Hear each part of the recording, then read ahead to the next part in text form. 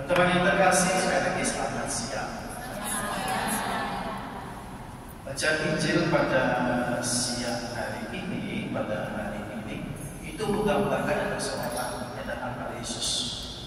Bacaan dari Injil Lukas bab 12 ayat 13 sampai ayat 21. Terus ayat 1 sampai ayat 11-nya Yesus bicara tentang apa ya? Tidak tahu kan? Karena nggak beda. Jadi ayat 1 sampai ayat 11 Yesus berbicara Yesus.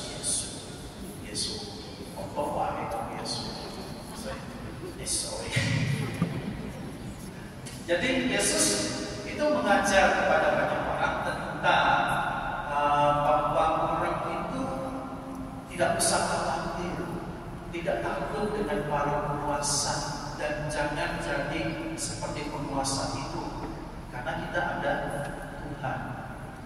Nah, waktu dia ngajar, tiba-tiba orang ini datang. Tidak disebut orang itu orang muda atau orang tua, tidak, atau ya Sanabaya juga tidak disebut. Tapi tiba-tiba, nah, orang ini apakah percaya pada Yesus? Belum tentu. Jadi orang ini belum tentu percaya kepada Yesus. Tetapi dia datang kepada Yesus, minta tolong supaya bisa menjadi penengah, minta bantuan kepada Yesus supaya dia itu mendapat harta warisan dari orang tuanya, karena saudaranya sudah menipu dia. Kayaknya diambil semua. Itu persis kata dalam kehidupan kita ketika ada orang tua yang sudah meninggal, semua meninggal, ada saudara-saudari yang kadang ingin menguasai seluruh hartanya. Jadi tidak mau berbagi. Ada yang seperti itu kan? Ada. Ada yang seperti itu di sini. Kalian mau jadi orang itu apa saudaranya? Pasti mau jadi seperti orang itu. Ya? Oke. Nah, baik teman-teman terkasih. Ketika Yesus mendengar seperti itu, Yesus berkata, siapa aku ini kok kamu mau memilih aku jadi penengah? Ya. Biasanya memang seorang guru itu diminta pendapat, nasihat. Di zaman itu juga. Jadi Yesus diminta nasihat. Dan Yesus tidak mau menjadi penengah.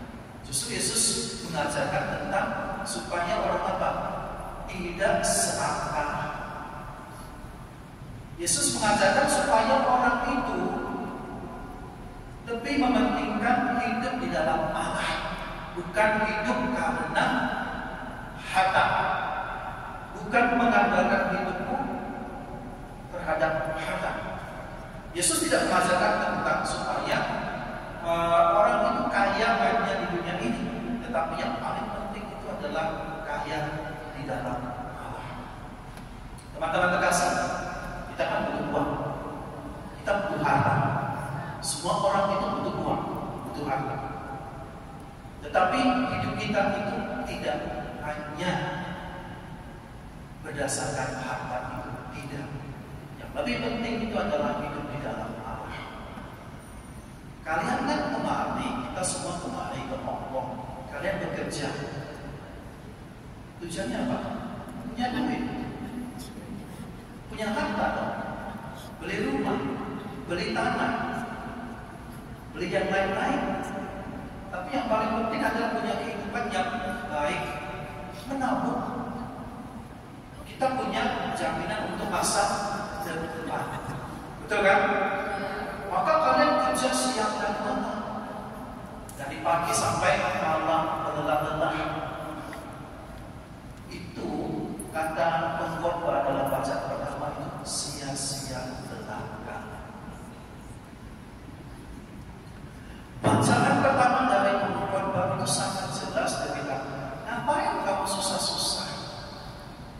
Ya kan? Mati juga gak dibawa. Kita punya harta banyak. Setelah mati, yang mati harta kita siapa? Yang hidup. Bukan anak-anakmu. Betul loh? Itu pun kalau anak-anakmu itu masih menghormatimu nanti. Kalau mati masih didoakan. Kalau enggak didoakan.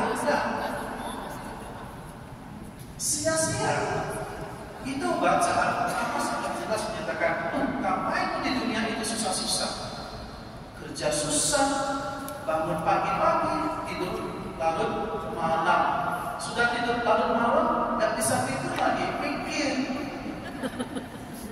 anak gue dongku, anak kamu mengkono, begitu orang duit, orang masih jalan, tidak ada yang bisa diminta, utang, susah-susah. So teman-teman, yang dimaksud itu bukan demikian.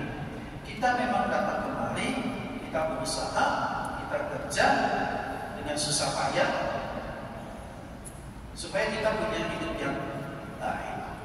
Betul kan? Kita punya hidup yang baik. Kita itu diberi talenta, kita diberi skill. Talenta atau skill itu adalah salah satu rahmat Tuhan. Kekayaan juga salah satu rahmat Tuhan. Maka kan kita sering berdoa, Tuhan berikan aku kenaikan gaji bulan ini. Dan kita punya harapan. Jadi salah satu bukti kekayaan itu adalah salah satu rahmat Tuhan. Dan kita harus memanfaatkan itu. Talenta, kekayaan harus kita manfaatkan. Tetapi bukan mengandalkan itu. Ingat, bukan mengandalkan itu. Yang kita andalkan itu adalah Tuhan. Tuhan tidak mengatakan kamu harus miskin. No, tidak. Tuhan juga tidak mengatakan kamu tidak punya apa-apa. Tidak. Tapi mari dalam usaha cari hidup yang lebih baik, bekerja dan sebagainya, harus tetap juga mengandalkan Tuhan. Bersama Tuhan, hidup di dalam Tuhan, kaya di dalam Tuhan, tidak hanya kaya dari harta, bukan, kaya di dalam Tuhan. Dan satu lagi, Tuhan mengatakan, kamu tidak sendirian. Apa yang kita miliki itu adalah milik Tuhan. Dan apa yang kita miliki haruslah kita juga bisa gunakan untuk kebaikan orang lain. Of course, kamu sudah memberikan kebaikan itu untuk sanak saudaramu, anak-anakmu, saudara-saudaramu, adikmu, mungkin simbah atau simbah dari yang mana sudah banyak, ya kan? Kita sudah seperti itu. Tapi mungkin masih ada juga yang bisa kita bantu. Ya. Jadi mari kita bersyukur, kita harus kaya dalam Tuhan, tidak hanya kaya di dalam harta, tapi kaya di dalam hati. Tapi ojo kiri.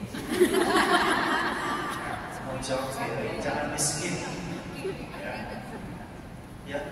Kita harus kaya dalam Tuhan, juga di dalam hidup kita, dalam diri kita.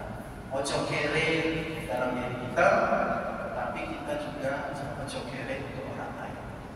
Itu yang paling. Tuhan memberkati. Amin.